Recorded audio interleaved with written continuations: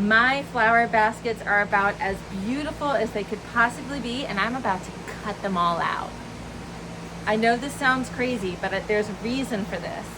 And I'm gonna tell you how I'm gonna give myself bigger, even more colorful, bright blooms that will last even longer by doing what I'm about to do, and I'm gonna show you how I do it.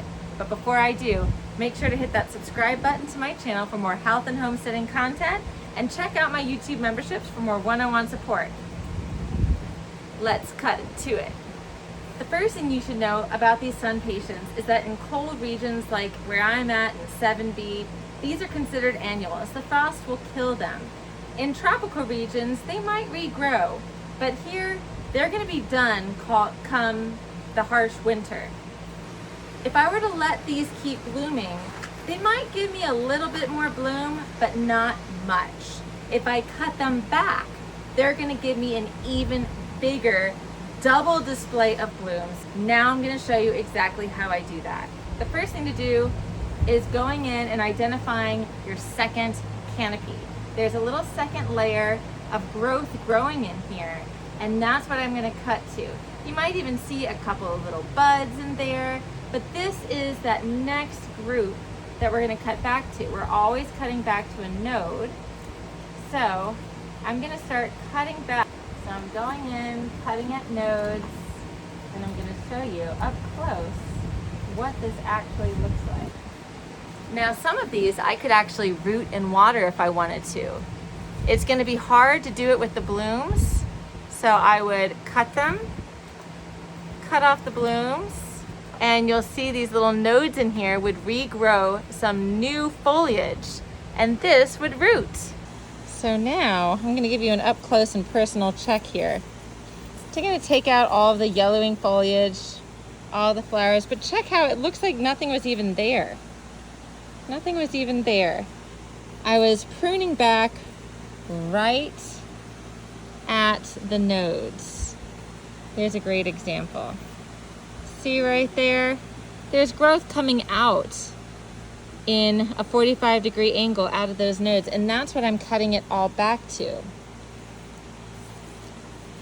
So you can see these were buds that were actually growing on the lower canopy, but now this is compact, and it's gonna give me even bigger blooms from here because it's gonna grow really compact, give me a bunch of buds, and give me a second show. So let's go through and knock out all these flowers. We have completed the trim of all of our baskets. I'm going to show you what it looks like. So there is new growth at the base of most of these. Those are going to give us a big boost of blooms. Some we left, some we were able to leave. Some have little buds on them. I want to go in and clean up as much foliage as I can. But you can see, like, this is all new growth, you guys. This is gonna become big mounds of big flowers. See y'all here? Left some buds. It doesn't have to be perfectly round. Was it painful? A little bit, but having the confidence, knowing what I'm doing, knowing that this is gonna give me even bigger, longer lasting blooms is worth it. You have to trust the process. Now the same thing can be done for petunias or other early blooming flowers. Let me show you what that looks like. So these petunias might look like they are just really thriving and doing amazing, but now is actually the time that we want to come through here and cut these guys back, because they're going to give us so many more blooms to come if we go ahead and cut them back now. Now is the time. It can be hard to do, but if we want continuous, beautiful blooms, this is the best thing we can do right now. With these petunias, I'm basically grabbing them, looking for the longest pieces, and then bringing them back and cutting right above a node. Dandelion out the way. So whenever there's like a really long piece, I'm coming back and clipping right there. I hope you enjoyed this video on how to get bigger, more abundant blossoms. If you did, make sure to hit that thumbs up button, subscribe to my channel for more health and homesteading content, and check out those YouTube memberships. Thank you so much, Sally, for joining the Seedling membership.